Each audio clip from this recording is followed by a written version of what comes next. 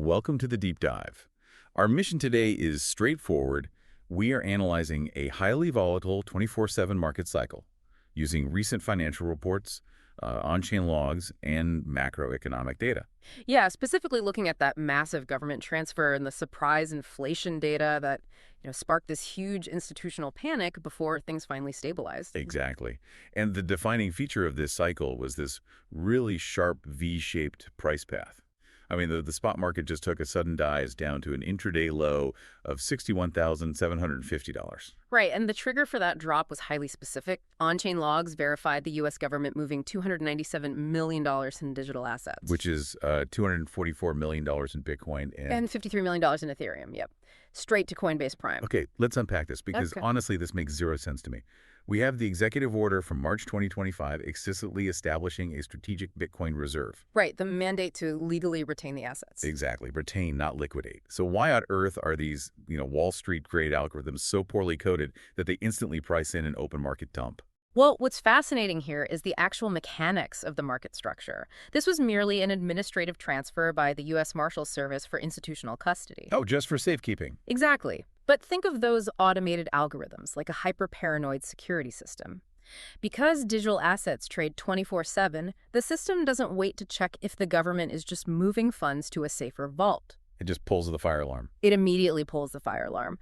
That $297 million movement triggered a cascade of automated sell orders right through the $62,500 support level. Wow. Yeah, plunging until institutional accumulation algorithms and limit orders finally stepped in at $61,750 to absorb the blow. And that initial algorithmic flinch bled straight into institutional behavior. Like right as the price dropped, traditional funds hit the exit. Big time. We saw $424.7 million flee U.S. spot ETFs. Led heavily by Fidelity and BlackRock, right? Yeah. But here's where it gets really interesting. The irony of that timing is just staggering. Oh, absolutely. Institutional managers reduced their risk right before the June CPI data dropped.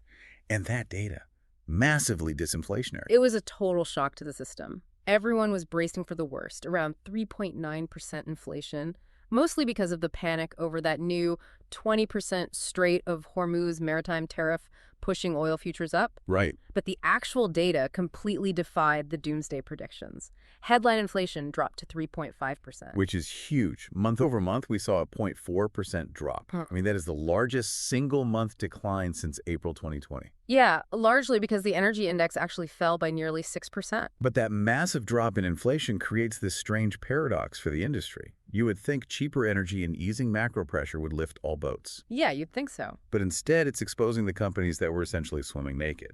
So what does this all mean, especially looking at corporate infrastructure? Well, the divide right now is incredibly stark. On one side, public miners like BNB Plus are getting a delisting order after a 93% loss. Ouch. And LM funding was forced into a 1-for-25 reverse split. Which is just artificially inflating their share price by combining shares. It's basically a desperate accounting trick to stay above the exchange's minimum bid requirement. Exactly. But on the other side, you have Soluna Holdings hitting full 83-megawatt capacity in Texas and securing Russell Index inclusion. Night and day. Right. And if we connect this to the bigger picture, the market is ruthlessly filtering capital right now. It is punishing companies trying to survive purely on treasury narratives. And rewarding actual physical power infrastructure. Yes.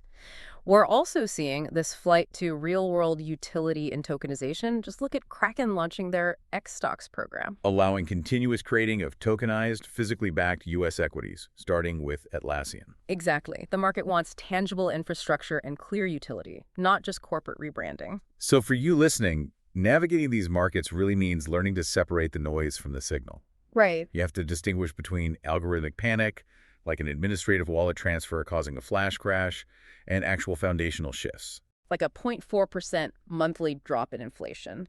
The underlying fundamentals are what dictate the long-term trend, regardless of the intraday volatility. Which brings up a massive geopolitical question to mull over. The U.S. government is now actively consolidating 325,000 Bitcoin. Valued at roughly $20.6 billion. Right, as a strategic national asset. If the largest economy in the world is actively securing its digital treasury, how long until other global superpowers are forced into a quiet, sovereign accumulation race?